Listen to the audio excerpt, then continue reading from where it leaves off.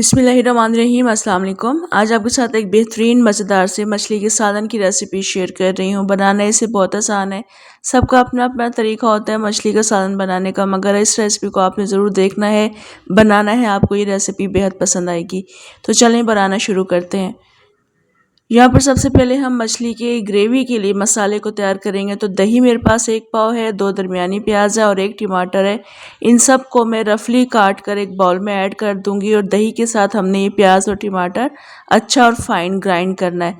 चाहे तो आप इसको हैंड ग्राइंडर से भी ग्राइंड कर सकते हैं या फिर आप इसको ब्लेंडर जग लेकर उसमें ये ऐड करके सब चीज़ों को एक साथ ग्राइंड करके रख लीजिएगा।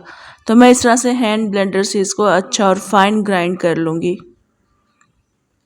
तो यहाँ पर मैं इसको फाइन ग्राइंड कर चुकी हूँ। आप देखिए बिल्कुल स्मूथ पेस्ट है। फिलहाल मैं इसको रख दूंगी एक साइड पर।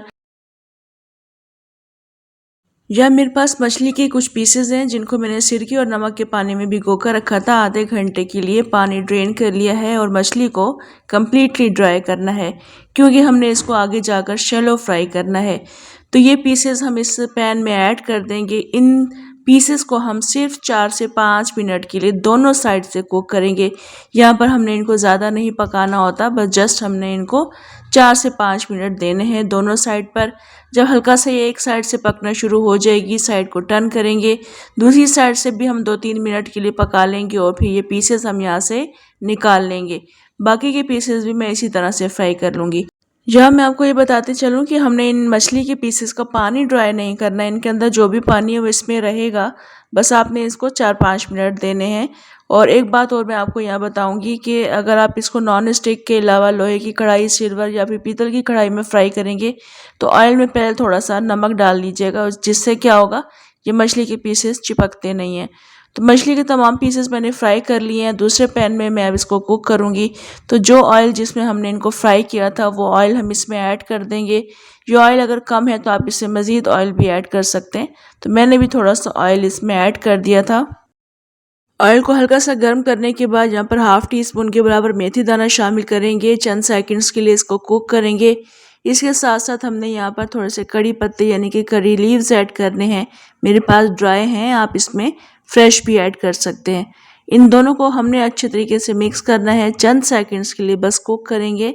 उसके बाद हमने इसमें प्याज, टमाटर और दही वाला मसाला जो हमने ग्राइंड करके रख लिया था ये ऐड कर देंगे। ये ऐड करने के बाद इसको अच्छे तरीके से मिक्स कर लेंगे। बाकी चीज़ें इसमें ऐड करेंगे। 1 टेबल स्पून मैं इसमें लहसुन का पेस्ट ऐड कर रही हूँ। 2 टेबल स्पून मैं इसमें अदरक का पेस्ट ऐड कर रही हूँ। इसके बाद इसमें हस्बे जायका नमक और हस्बे जायका पिसी हुई मिर्चें शामिल करेंगे। 1/4 टीस्पून हल्दी शामिल कर देंगे। 2 टीस्पून इसमें पिसा हुआ धनिया शामिल करेंगे और इसके बाद मिक्स करके इसको अच्छे तरीके से भून लेंगे।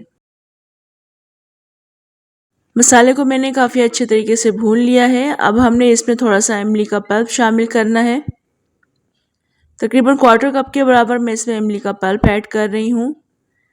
ये ऐड करने के बाद इसको तकरीबन 2 से 3 मिनट के लिए कुक करेंगे।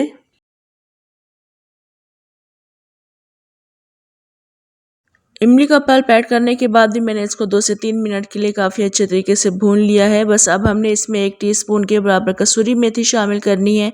साथ साथ हम इसमें पानी शामिल करेंगे।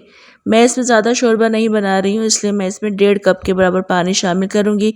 आप अपनी मर्ज़ी से पानी शामिल कर सकते हैं। पानी शामिल करने के बाद इसको ढककर रखना है ताकि पानी में बॉयल आ जाए। पानी में सब बॉयल आ चुका है। अब हमने इसमें फ्राई किए हुए मछली के पीसेस ऐड करने हैं। ये मछली के पीसेस हमने चूँकि ज़्यादा देर के लिए यहाँ पर फ्राई नहीं किए थे, इसलिए ये ज़्यादा डेलिकेट नहीं है, यानी सॉफ्ट नहीं है, नरम नहीं है। तो अभी इनको हमने इस शोरबे के साथ भी पकाना है। तो ये पीसेस ऐड करने के बाद हम इसको बिल्कुल हल्की दम वाली आंच पर 15 से 20 मिनट के लिए छोड़ देंगे। इनका अपना पानी रिलीज़ होगा इस शोरबे में और बहुत मज़ेदार ये मछली का शोरबा बन जाता है। तो यहाँ प्लेट में भी मैं अभी आगे जाकर आपको दिखाऊंगी कि इस प्लेट के अंदर भी इस मछली के पीसेस का पानी मौजूद है, वो हमने ज़ाया नहीं करना है, वो भी हमने साथ इसी में ही शामिल कर देना है शोरबे में। और फिर इसके बाद हम इसको कवर कर देंगे। बस ये वाला पानी भी हम इस शोरबे में ऐड कर देंगे और उसके बाद हम इसको ढक कर रख देंगे हल्की आंच पर 15-20 मिनट के लिए।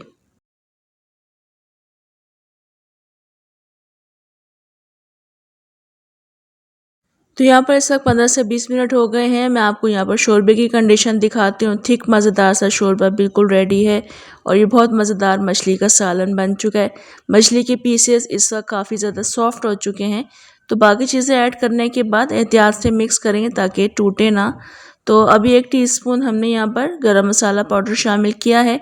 हरा धनिया शामिल करेंगे, अच्छे तरीके से मिक्स करके इसको कवर करके रख देंगे, मगर फ्लेम ऑफ कर देंगे। थोड़ी देर के बाद इसको हम सर्व करेंगे।